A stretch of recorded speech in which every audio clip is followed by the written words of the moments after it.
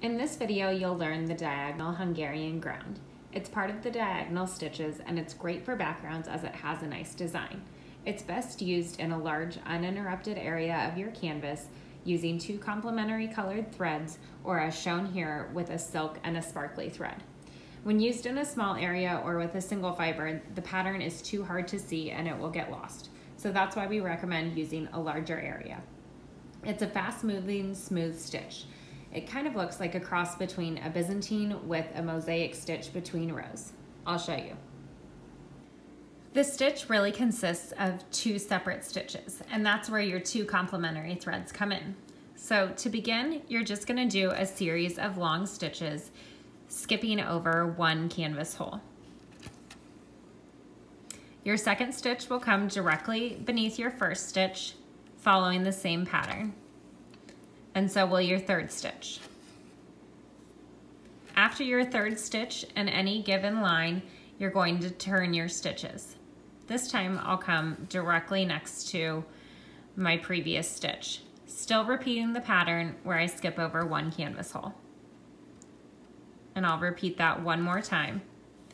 So now you can see that I have really 3 stitches going down and 3 stitches going horizontal.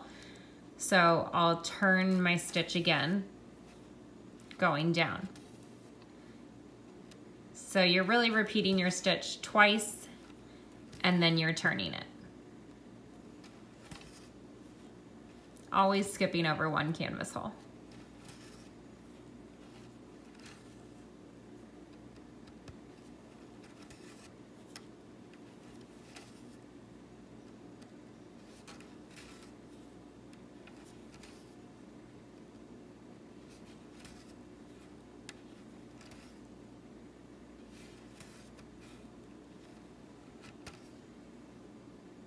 The second part of the stitch is mosaic stitches that are nestled in the nook of where the turn of your stitch is.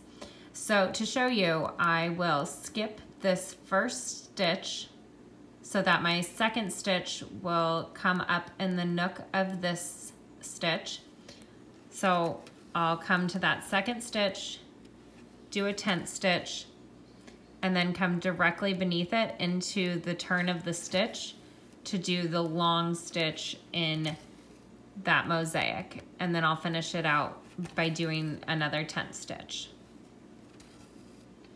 And then I'll skip a stitch and come and do my 10th stitch next to the skip stitch so that the long stitch is always in the turn of my previous row's stitches. So you can think of it by doing a set of mosaic, skip a stitch, a set of mosaic, skip a stitch, and then a set of mosaic. And you're just gonna repeat that until your design area has run out.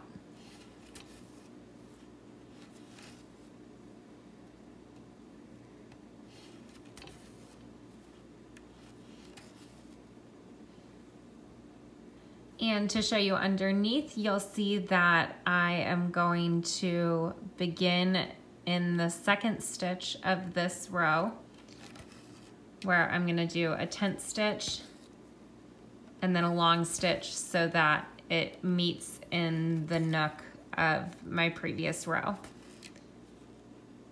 You can also think of it like you're skipping the longest stitch from your previous row, if that makes more sense to you.